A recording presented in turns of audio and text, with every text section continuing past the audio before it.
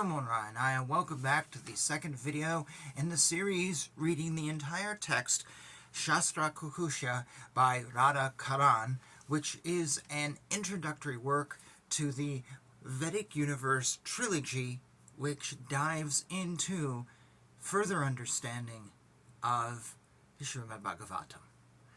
Parts like Canto 5, which can be very confusing. Over 3 books, which you can find online, and there's links to down below. And upon releasing the third book, which came out in 2023, he put out a short introductory text to help you into this journey. So we're now reading it now. Hopefully you enjoy the text on its own and want to seek out the other 3 books.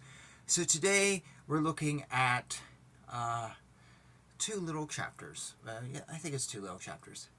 Chapter called Sukadeva's Instructions. The dualistic nature of the world, created by the Lord, is undeniable, as is the stark contrast between theists and atheists. Srimad Bhagavatam speaks of devotees and demons, and notes that in the Kali Yuga, a period characterized by strife and deception, each individual harbors both divine and demonic traits. Which one of these is fed most will be the dominant one, both in you and on the earth that you live. In the Satya Yuga, wherein truth prevails, religion is prominent. In Kali Yuga, the Vedic instructions are broken by the atheist false theories. As we discuss further, these teachings from Srila Sukadeva are worth remembering and considering as they highlight the task put before the devotees to reinstate the truthful teachings of Srila Vasudeva to humanity at large. We may question what would be the meaning of giving an incorrect understanding of Vasudeva's words in a shrine or temple dedicated to presenting the Vedic conception of the universe. For devotees, there would be no meaning, as it would go against everything they stand for. I will leave you to ponder the meaning of this as you read through the pages of this booklet. Chapter entitled Piety versus Impiety. Lord Chaitanya's advent heralded a golden age of spiritual opportunity, offering the sincere a path from temporal suffering to eternal bliss. Concurrently, Kali's agents engage many in immoral acts, offering the illusion of bliss, but the reality of greater suffering. For the world to transition from sin to sanctity, devotees must embody the Lord's virtues, acting as His instruments of love, devotion, and truth. With truth being the last bastion of religion, it becomes apparent that the covering of truth will be the ground where the holy battle for earth and its people will be fought.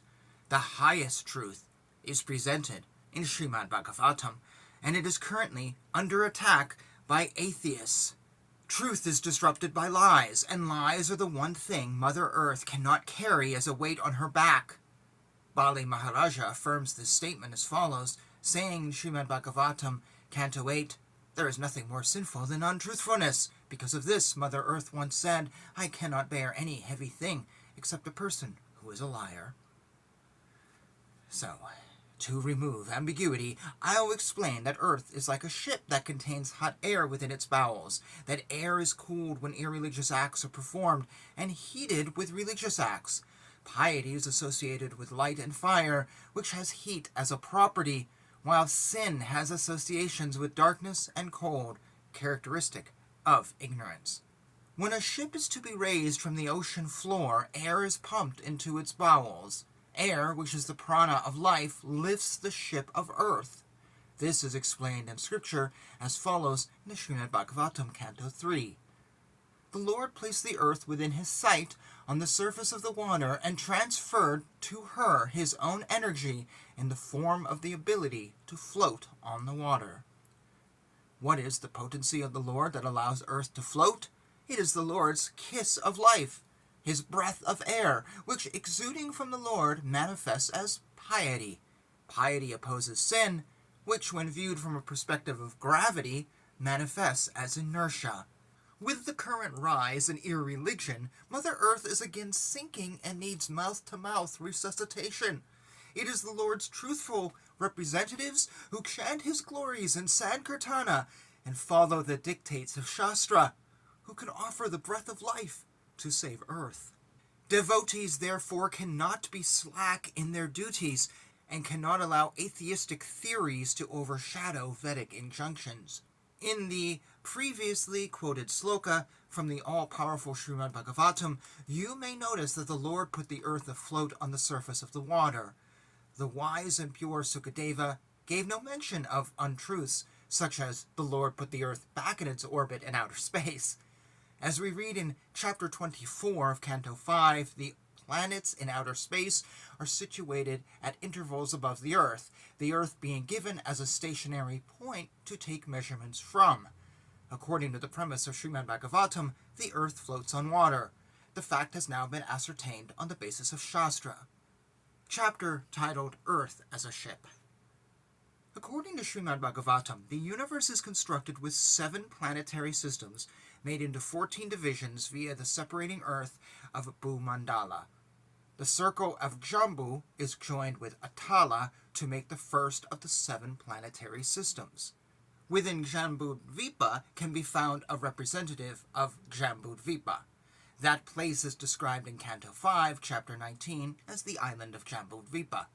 Srila Visvanatha Chakravarti Thakura explains that our Earth, which is the island of Jambudvipa, is the only place that experiences the 4 Yuga seasons. During Satya, Treta, and Dvapara Yugas, humans of Earth performed religious duties, and the demigods overseen and protected Earth's inhabitants.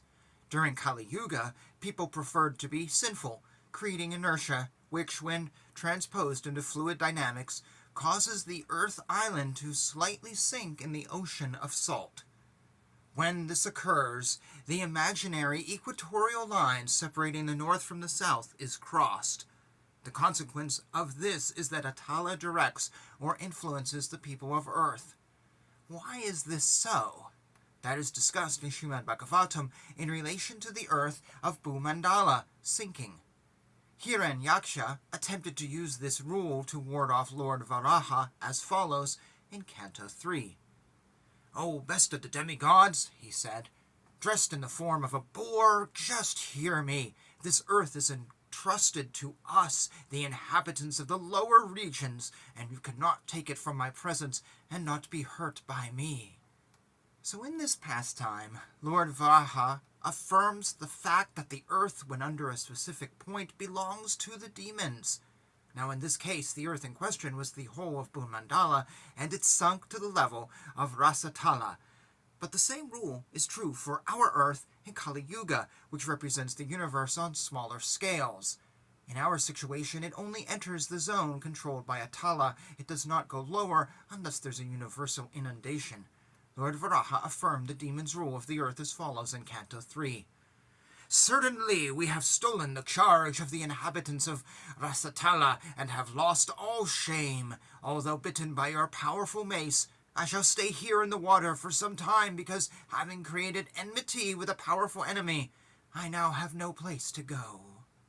Religion, which has been captured by opposing forces on earth, has no place left to go. Therefore, devotees must make a stand against irreligion. This is the wish of Srila Prabhupada and all Vaishnava Acharyas. And thus ends this little section.